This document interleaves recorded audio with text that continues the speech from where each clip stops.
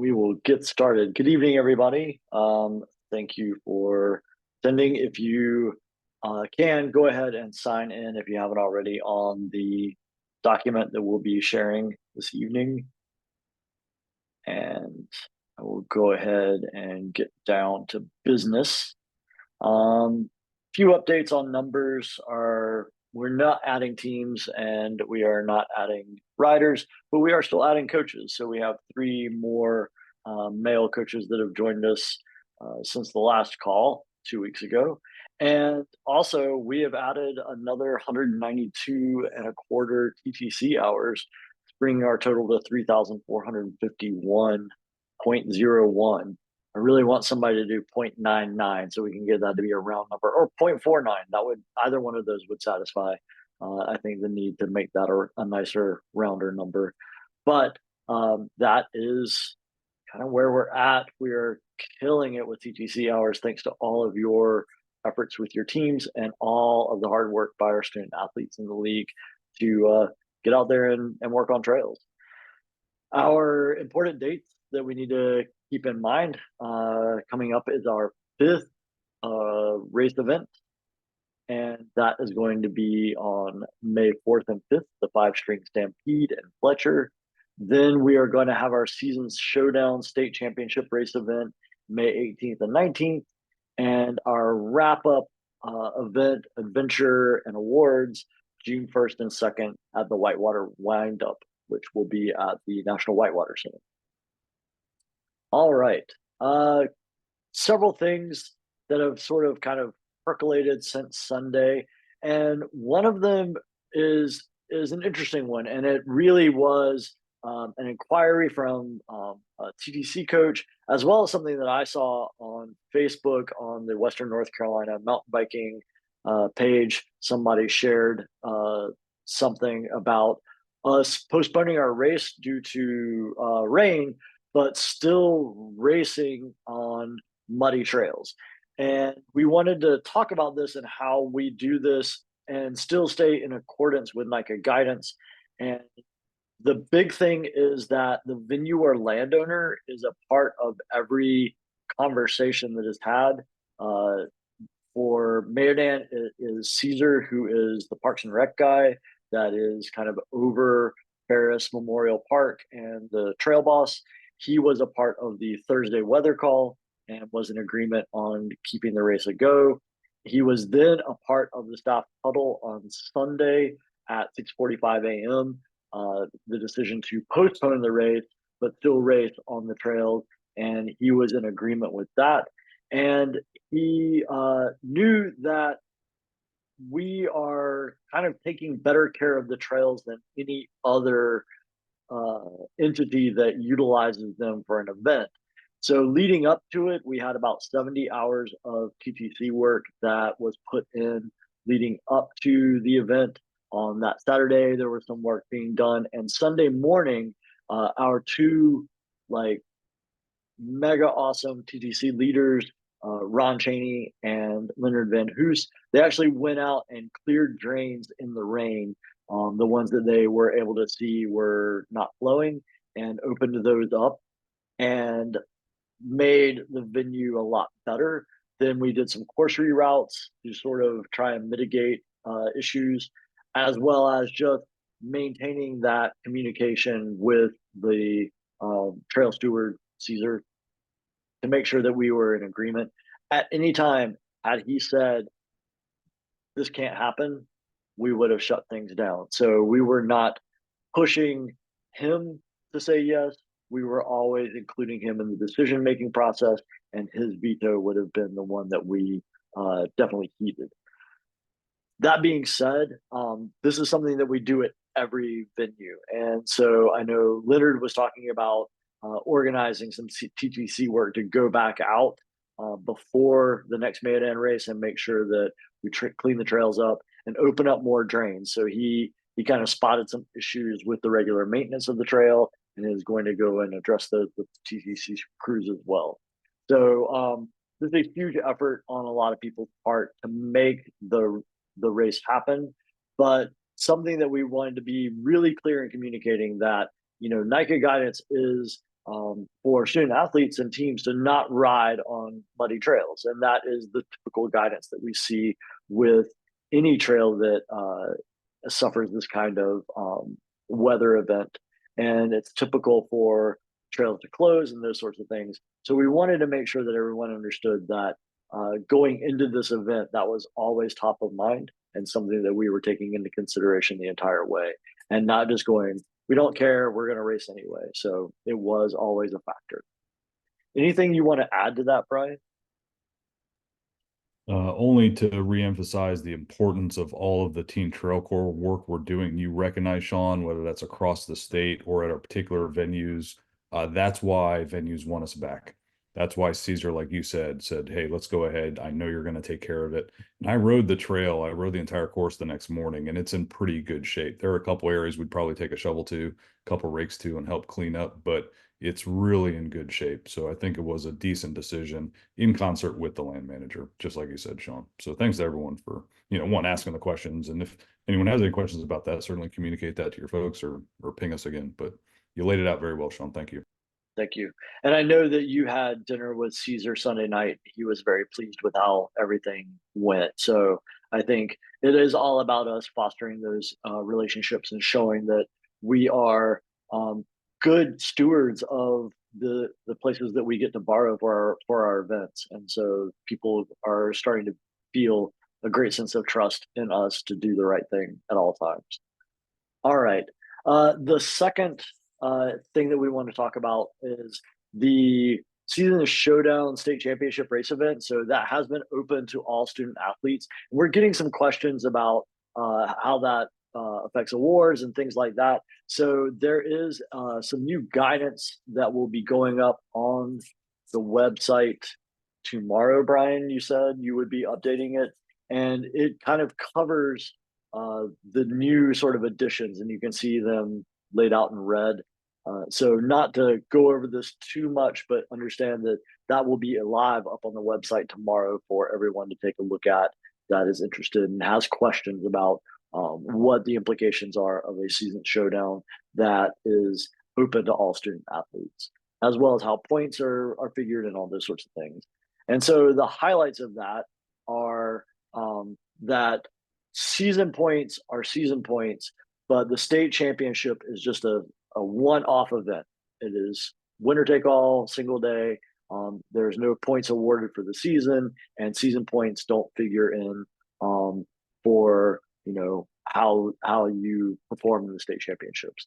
Brian, did you want to add anything to that ahead of your posting of that information tomorrow on the website? Yeah, there's one cascading effect, and that has to do with the presentation of season series winners and the team season winners. We will do that at the state championships. That is a change. So we will get through Fletcher. We will do all the calculations of individual season winners and team season winners. Folks will know who they are in advance, but we'll present those awards at the state championships in addition to the winner take all medals for that race individually. That's probably the biggest change going out tomorrow. All right. And I will open pit zone registration for the season showdown tomorrow as well. So you can go ahead and get registered starting There tomorrow. you go. That was definitely going to be a follow-up question. Right on. And then the other is just a reminder. So we did this last meeting that we had, but just a general reminder for you to go over that student athlete code of conduct. So there were penalties that were levied for student athletes not wearing helmets, student athletes wearing earbuds while riding, and I think some of that, I want to reiterate to set those consistent team level expectations so that it's not um, catching kids by surprise. And I, want to harken back to what we talked about on the podcast, and that's this idea of Swiss cheese. Like, don't let all the holes align so that the one thing that catches it is league staff at a league event. Like, be the cheese that stops these things before they ever get to our level. Because once we encounter them at a league event, we have very clearly defined protocol for what is going to take place. The other thing that I want to bring up is I got a report from a volunteer in the feed zone that said that a group of student athletes sort of came into the feed zone later in the day and made a comment about how they had already gotten a bunch of penalties and they were just going to see how many penalties they could get. And I really don't know what transpired, and I don't have any more information than that. But I really do hope that we are, as a league culture, really making sure that we understand why penalties get levied for student athletes. They're clearly laid out in the handbook. The number one thing that I always get told whenever I approach a student athlete about some violation of the rules, and they say, oh, "I didn't know that was a rule." And this weekend, I got it's laid out in the handbook, and the student said nobody reads that. So let's let's try and positively counteract that with a bit more education on all of our parts so that at the team level we're catching these things and so they understand what the expectations are, not just at league events, but they're really expectations at any NICA activity, including team level activities, and even as outlined in the code of conduct for student athletes, anytime during the season or during the year when they are riding, they are kind of representing NICA, especially if they're wearing their team jersey. And so they are still held to all of that code of conduct. And so these shouldn't be things that like, now I'm going to obey the rules because I'm at a league event. It needs to be kind of a consistent part of what they do. All right. Is there any feedback for us on the Mayodan event so that we can kind of capture that and kind of go forward, because we do want to talk about the Fletcher 5-string stampede. So I don't want to belabor Mayodan, but I want to give everybody a chance to voice either their positives or things that we need to take a look at improving.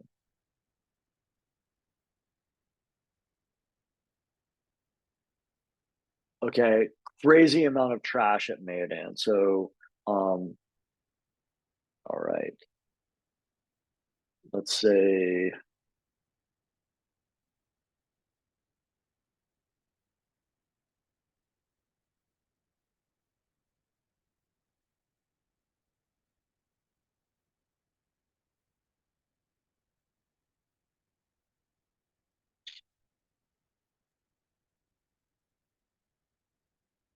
and and the unfortunate trash put inside of the recycle bins that were designated for recycle bins. okay.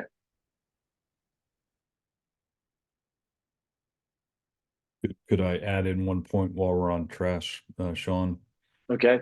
And one, it's to thank folks like Sydney who are helping pick up Ben and Todd and me. We were kind of the last ones there at the venue, and it looked pretty good late on Sunday, largely because of efforts like folks like Sydney, I believe. We should all certainly pay attention to it. And even the next morning when I got up, rode around, the camping sites were very good. So thank you for the collective effort to pick up after ourselves.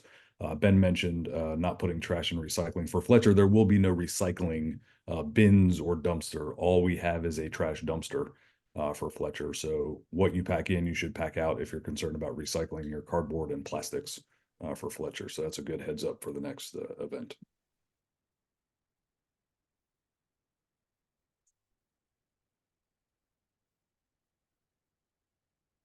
All right. So, a couple of things that are coming through. So, eye protection, or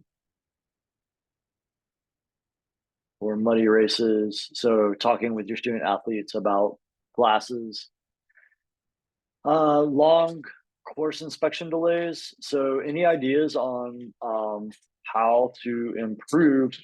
Because this is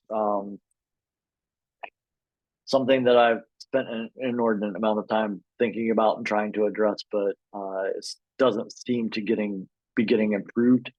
Um, so what ideas do we have about this? How can we improve our course inspection? Yes, Matthew. Yeah, so on the course inspection, this was really the first race that I personally encouraged, or I personally encountered a problem with getting around the course on the red laps. There Mhm. were there was probably about 30 minutes of stop just hanging out, waiting to get around the course. And so I don't have a suggestion for how to fix it, but I'll just say that this was the first experience I've had with all the races this season that happened. Okay, so maybe it was particular to this venue. All right, long course inspection delays for It this venue. it may have been related to the rock gardens. I think a lot of people were interested about the options. Okay,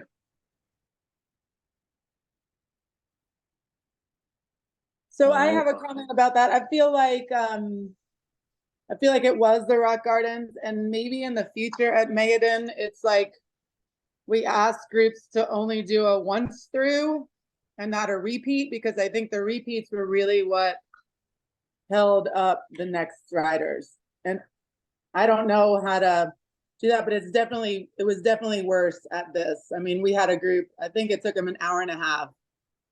Two groups in the 2 laps took them an hour and a half to get through. And that's Okay. just not for anybody. All right, Sydney, I see you have your hand up. Hey, yeah, just to add on that, I mean, the red flag lap is so that our single lap riders who are typically less experienced get a chance to see a course that they've never ridden before. There's an hour and a half. I mean, I rode with the yellow flag and it took us maybe 30 minutes. Everybody doesn't have to go all at once. Okay, But I think it's totally valid to let some of these, especially the younger, less experienced kids, session something. A lot of our girls get to do it earlier in grit, but we have a whole lot of other kids who don't have that opportunity. so I think also that there was a delayed start for the grit pre-ride, and so that also probably had something to do with these issues that you're talking about. Thanks for reminding me of that, Jim. All right. So Sean. yes, Sean, sorry, one more comment about that. yes. It wasn't just the yellow lap. And I'm guessing, the red lap. I'm guessing just due to the amount of congestion that was on the red lap. I actually had my varsity athletes during green when they were coming back through reporting. They were having my varsity athletes were trying to take younger riders through on the open. They were having reports of coaches yelling at them to stop and were making them stop so that their 1 lap riders could recession stuff during green as well. I unfortunately did not get names of the coaches in question. Were not wearing their team jerseys or anything, so I can't identify. But I had multiple reports come back to that. Okay. So inappropriate riding during green lap. Yeah, it just seems like in general everybody was and again, this is from my perspective. I had my 1 lap riders out there during 1 lap, and again, I have higher skilled 1 lap riders than most. But again, the amount of congestions, other teams just did not seem to be courteous to other riders around them while we were trying to be, hey, we're waiting. But it would Okay. take us 2 seconds to get through that rock garden and be out of the way. And it's just everybody's like, no, you have to stop and wait on us kind of attitude out there. Okay. All right. Let's see. I see also that there's still passing issues. And so this would be definitely please work on proper passing etiquette at the team level. All right. Michael Kleiman. Yeah, hey, Sean. So actually I have a Swiss cheese question for you about interpreting a rule in the pit zone. I was wondering if student athlete could ask the question. Sure. All right. So I'm Nicole. So before my race, I was warming up on the rollers. My coach gives me like a prescribed warm up that I do before my race. And I was listening to music with earbuds, and I know that there's a rule that you're not allowed to wear earbuds while riding. And I know like why that's dangerous because like if there's cars, you can't hear them or you're not aware of your surroundings like while you're in the trails, and that can be dangerous. But yeah, so there's a rule that says you're allowed to wear them on the trainer, but there was no specification on rollers. And before my race, a volunteer came up and talked to my parents, and I'm glad that he didn't talk to me because I definitely would have freaked out like before my race. And I didn't get penalized, so that was nice too. But I was just wondering, like, is there any clarification on that rule? Because it's not in the rule book, and I just don't want like a student athlete in the future to get penalized for wearing headphones on the rollers because that wasn't written down in the rule Sure. book. I can clarify that for you. So the nuances of that rule. So you do not have to have a helmet on if you're on a trainer, but you do need to have a helmet on if you're on rollers. The difference being that the trainer statically holds you, where the rollers you are in effect riding in a static position.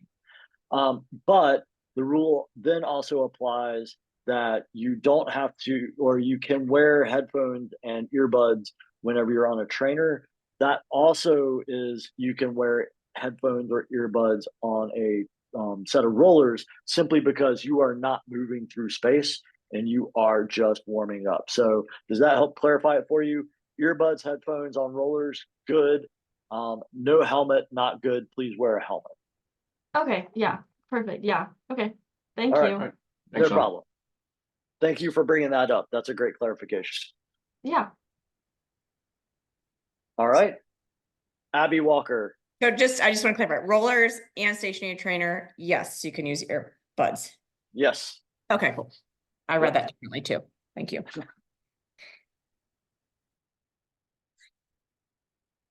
All right. Any other feedback for Mayhem at Mayodan?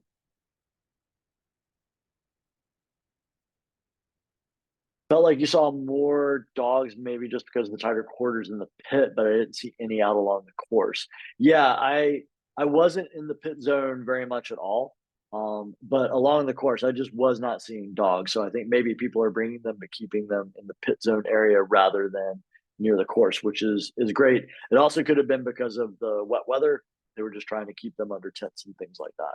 So even though it was a tight venue, yeah. Except for the Black Labrador we called Mayhem, who was all along the course on Saturday during course inspection, and Caesar was kind enough to grab that dog and get it out of there. But to be fair, he's on local. Sunday.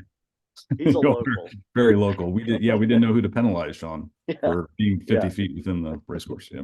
In fact, he was chasing kids on the course at one point. So yeah, he was a local dog, and Caesar got his owners to come bring him. So that was good. All right. Other feedback? Good call to keep spectators off the dam. Thank you. So we worked really hard to try and give a positive area for people to get back into the woods to spectate. We do want people out there cheering on student athletes. We don't want them to be, 3 miles of silence and then 1,000 feet of mayhem. So that was good. And the dam is just a really tight area and difficult place for you to have a bike race and foot traffic. So excellent. Other feedback?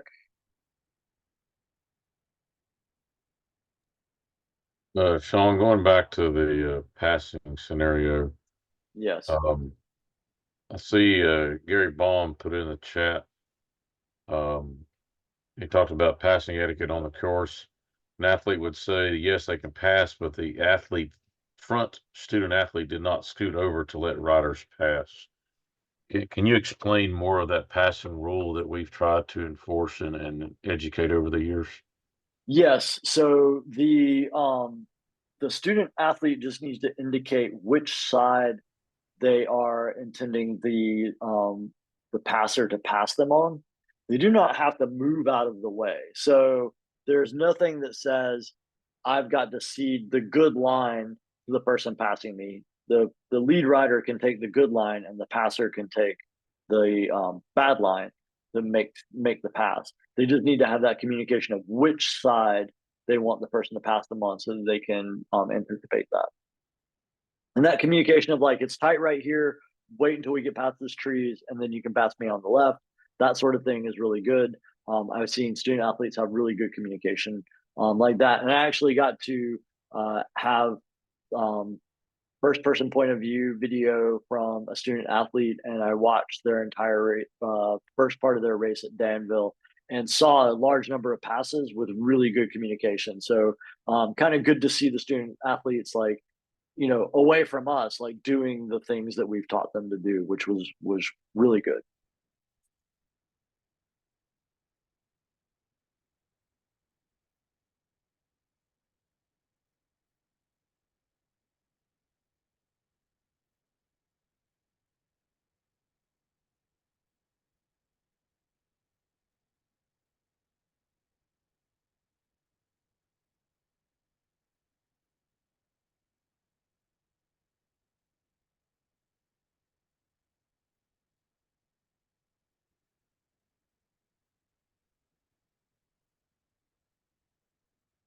All right.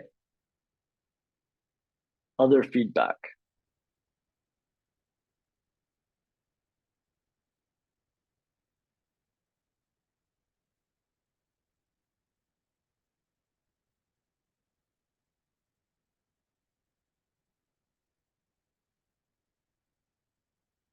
Excellent. All right. Now I think it's a good time for us to sort of start talking about the 5-string stampede at Fletcher. This is a new and very unique site for us to have an event. And so I'm going to turn it over to Brian Russell because I know he's got a lot of information that he wants to kind of share with everybody. Yeah, thanks, Sean. And can you let me share my screen? I want to pull up the map because I think a visual will help lay out some of the things that are on my mind about our Fletcher venue. And certainly very excited to get a Western venue in the league. But I think with this one, we're going to find out why Western venues are so challenging. And as I told the staff on our multiple surveys out here, there is no perfect NICA venue. It's one of the NICA life truths. And you always make compromises. And so I'm going to tell you about some of the compromises we've made. And one is overall venue size. And before I get there, I know people have always been asking, like, where is it? Where is it? Where is it? And I've been very reluctant to release the venue owner's personal address for his house on this venue. And if you go to the intersection of Jackson Road and Cadbury Way in Fletcher, you're going to find the venue entrance just right here and come on into the venue just fine. But when you get to the venue, I'm going to scroll into the infield. You will find it's pretty tight. It's going to be the smallest one we've had all season. And I want to talk about two aspects of it being tight. The first and principal is parking. And this is part of the reason we thought we could get some camping out there and the venue owner was agreeable to it. But our last survey out there, we were squeezing every possible bit of space we could for the things we absolutely need to pull off a venue, and camping just didn't make the cut. So we have 3 identified parking areas out there, open fields, and it's about 3 acres when you total everything up, and that's sometimes about good for us. Unfortunately, these parking areas are not flat like Danville. Apparently, there's some hills out there in the Asheville area. Everything's a hill as far as I can tell. And so each of these parking areas has a bit of a challenge to it. This first one has a little bit of a lip to get down and in. This second one here I call Mount Suribachi. It's a hill. So if you're driving a 4x4 or something with some elevation, we can probably put you in that parking lot. And this one is down low, relatively flat, a little wonky to get in and out of. But if it's wet, you know, this is one of those venues where the weather call is probably not the venue owner concerned too much, but just our ability to use it and get cars in and out of. Sometimes that can be a marsh down there. So everyone, let's pray for some nice weather next week. Forecast looks good for Fletcher right now. A little bit of rain next week, last I saw, but rain is going to present us a problem. And so because of the tight parking, I was on the line with Fernleaf Charter School today down the road out here, and they are agreeable to let us use their lots for overflow parking, and they are going to provide a shuttle service for us. We planned for that at Danville and we didn't use it. The numbers weren't huge. We won't know what our numbers are until next Monday when we see the registration, but we're going to plan for a shuttle because parking is going to be tight for us. And so I know we say this a lot during the season, carpooling and travel together. Just plan for that expectation of dropping your stuff off at the venue, driving back and catching a small bus ride back to the venue. So you got to start thinking about that now. The other thing I'll mention about venue size just generally is this pit zone. Again, it's a decent area, but I call it over the hills and far away, like the Led Zeppelin song. It looks like this. It's like rolling terrain. So it's going to look a little interesting when you get there. We'll do our best to, get each team an area, but just work with us and be patient about the venue itself. It's a little tight. The second one is I want to talk a little bit about the course and give you some data to start talking to your athletes about. This is the course. It is just over 3 miles. So single track in the woods and with a little bit infield, it's just over 3 miles. It's really well done. Single track. I call it single track and a half. Ed Sutton from Trail Dynamics built it. It is not a technical course in terms of rocks and roots like a Danville, Mayodan, like we just did. It rides really, really well. Of course, preview videos out there. Please watch it. We got it out as early as we could to let everyone get a sense for what it's like. But the two aspects of this course are the climb. When you come into the woods, about halfway through the course, it's a climb. And then you're coming down, which is really, really fun. But speed is what might get our folks into trouble. So you got to watch your speeds coming down here. And then with the climb, there's some concern amongst the staff of particularly younger riders not having the physical or mental stamina to do just a really steady long climb. And again, it's not technical. There's not a lot to get over, but it's just you're going to be in the pedals and in the saddle probably for a decent time. But let me give you some data. So Danville, 3.37 miles, and the overall elevation change is 335 feet. Fletcher, 3.17 miles, just like I said, just over 3 miles, 387 feet of overall elevation change. It's only 50 feet more. The difference is the climb at Danville was broken up. It was like Little Pisgah, come down a little bit, and then you did Camelback. This is just one steady climb, and that's about 100 feet difference. So you got 100 feet more to climb, just a long, steady slog. So again, might be a concern for some of the younger, less experienced riders. And right now that forecast has us, I think, about mid-80s. Might be the hottest day we've had so far this year. So hydration, super important. And this leads me to the other concern about this course. The course is the EMS access. If we have a rider that gets way up here and has a problem, whatever nature that is, and we have to go get that athlete, we've got a significant race delay because of that. We're going to have to send that EMS team up the course to get him or her. And Brian Wood, he's a pro. He's thought all this through. He's modifying his Marshall plan a little bit to make sure we're covered and can quickly communicate and even assist EMS to get folks out of there. But if someone has a problem out there, it's going to cause a significant delay to the day. And then just the last point on the course is related to all the analysis that Brian Wood puts together. And let me give just some kudos to this entire team. The ability to pull off a Mayodan in the rain is based on a lot of factors that I get. Jim Otto, Phil Watson doing passing analysis and wave scheduling, Brian Wood getting feedback from the marshals, course setters going out, giving assessments, making in-stride decisions to change the course. It's all good stuff. But what Brian Wood has noticed from his course marshals is a lot of our athletes are not prepared for mechanicals. They don't have their own equipment to even fix stuff while they're out there. Even if they can get assistance as a young rider, marshal shows up and there's no equipment to help fix something. That could significantly slow us down at a place like Fletcher of just a stuck rider on the trail because there's no good way to get him or her off the course without coming down the course. So I wanted to get that out there early, not wait for the town hall Wednesday prior to get the preview out there. And we'll just pause there, see if anyone has any questions about Fletcher. We've got a staff meeting tomorrow night. We'll take a look at it. Another staff meeting Monday to finalize the plan and move forward with that. Brian, there's a question from the chat asking, will the shuttle be carrying bikes? No, just like most of our shuttles we ever do, it's carrying people. So you drive in venue, drop your gear, drive back and catch a ride back to the venue. That's a good question.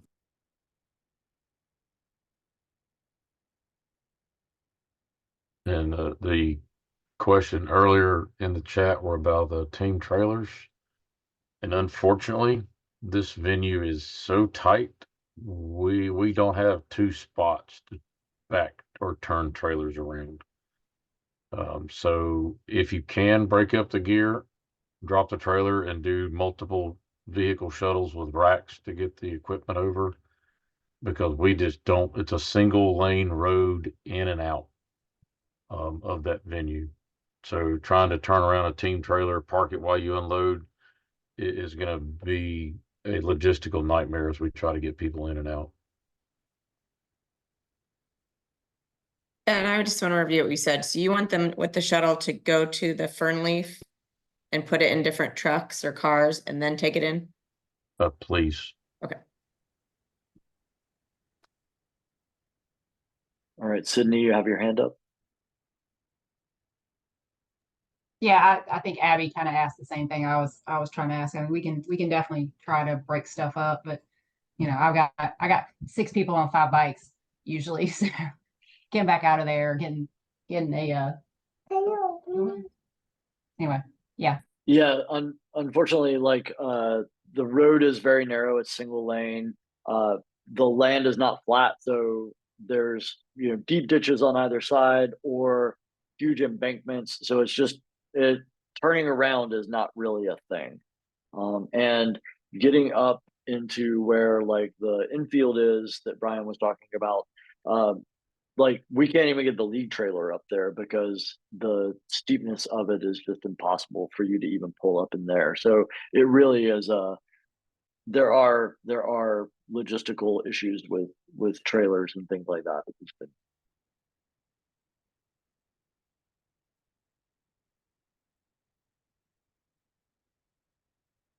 Other questions or concerns about Fletcher that we can address? Hey, this is John Harding. I've got a question. I know you said no camping. Do you have any recommendations for parents that are trying to keep costs down about nearby places where they might be able to camp? There are some campgrounds in the area. I'm not familiar with all of them, but I would definitely be checking them out. I know the closest one, Land of Waterfalls, I think they're entirely booked up that weekend. So just be on the lookout for camping in those areas. Mills River and Bent Creek have camping. So Sunday Grant just shared that. So those are 2 places to look.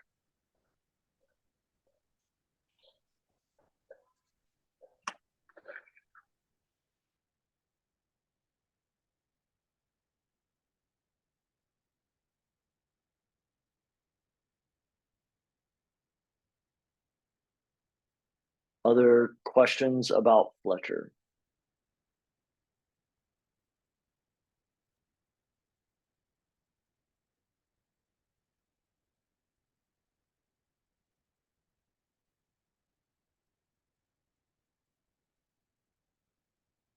All right, Brian, anything that you want to add before we conclude for the evening? That's a pretty good rundown of Mayodan and a look ahead for sure. Just I would encourage, like I gave you the preview for Fletcher, your parents, athletes, town hall next Wednesday. We'll walk them through maybe some refinements to that plan I just told you too. We've got a couple more staff meetings and a couple loose ends to tie up. So town hall will probably be pretty important for everyone for this one. Definitely. And please have your student athletes look at the course preview. Since this is just completely new, nobody's ridden here. It's definitely one to look at and consider how to approach the course itself. And one thing that we want to stress is that as a coach and as head coaches, team directors, like you have a lot of say in your student athletes, participating in this race. So if you get there and Saturday they're having issues making it up the climb, then by all means, like give them the guidance of like, I don't think this is the race for you to participate in. Like definitely help them kind of come to grips with maybe this is not the race for them, and we will support you in that. All right, I see Laurel, you have your hand up. Yeah, thank you. Sorry if I missed this on the entrance to the venue in Fletcher, is that a one-way road and you exit on a different road, or are we doing two-way traffic on that? Two-way traffic on that, Laurel. It's fairly narrow road. It's Okay. a driveway. Okay. So it's all on Jackson Road, we're not coming out on over Flynn Branch.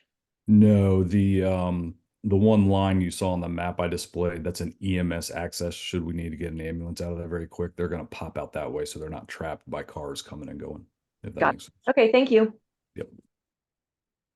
Hey, this is Abby. I have a quick question. I noticed on the map, it shows a warm-up lap. Yes. That's available on just Sunday? Yeah, for sure Sunday, Abby, and it's a Okay. piece of trail and then back the gravel road back to the pit zone area. I Okay. think we clocked it about a mile, Okay. maybe, but it is, unlike some other venues where it's a challenge, we are giving you some trail to warm up on or cool down. It's And a will that- half mile loop. Half mile. Okay. And will that be with coach or without coach? That'll be coach led. Okay.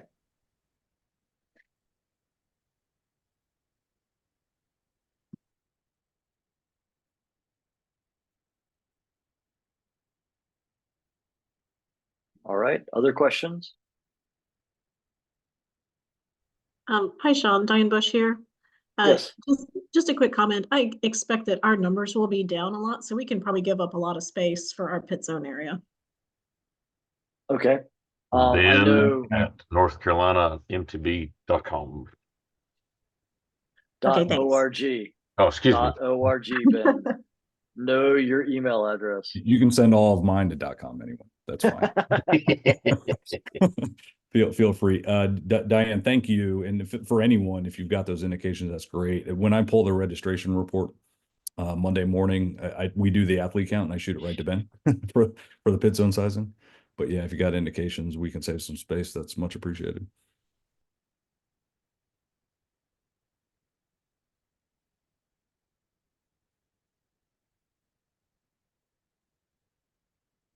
All right. Oh, I thought of something. Yes. Any Oh, idea? Abby. Any idea how the cell service is there? Bad. Okay. I didn't think it was that bad, honestly. It's not as bad as Maydan. How's that? No, Okay. it's better than Mayodan. And if you have like Deutsche Telekom or like T-Mobile, and some of those carriers, it's pretty decent.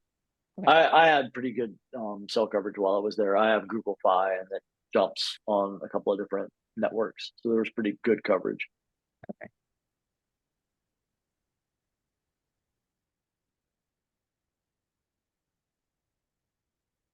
All right. Well, everyone, thank you so much for your time this evening. Things for your to-do list. Make sure your student athletes and coaches too take a look at the course preview video for Fletcher, as well as plan on attending that town hall and encourage parents to also attend the town hall so that we can kind of lay out some of the issues with this course and how we're going to mitigate those and make sure that everyone sort of understands up front some of the difficulties they're going to face in entering this venue. I'm sorry, Sean. I have one more. It's almost like one more thing. All right. Or any of you all when I'm anyway. Many of you on this call might remember Sue May, who was team director of Cape Fear Finns for many, many years, and probably since that team started, fell ill last year about a cancer, very kind of rare, unique form of cancer. Cape Fear Sorba is running a time trial at Browns Creek this Saturday as a fundraiser for her. It's pretty much 9 to 4 in the afternoon. Just show up, run the full 15 miles of Browns Creek and get a time for it, but really contribute to Sue May and her family to help her through a pretty tough time. So I'm sure she'd love to see you if you got the time to come down and run a little bit of Browns Creek. I'll be up there, so I'd love to see you out there too for that. But thought I'd give a shout out to Sue May for everyone here that knows her. And on that note, also, I'd like to share that Mike Long, our former league director, his wife, Heather, she passed away last week.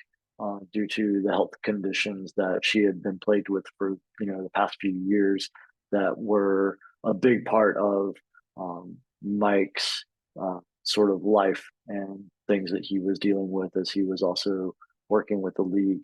So if you know Mike and want to reach out to him, I know that he would appreciate that. But just something to share that happened, and all of our thoughts are with him. And we'll have a card at Fletcher for folks to sign on behalf of the league. If you want to come by the volunteer tent and sign that at Fletcher, I know he'd appreciate it. All right. Thank you very much, everyone. Appreciate your time this evening, and we will see you on the town hall call, and then we will see you at Fletcher.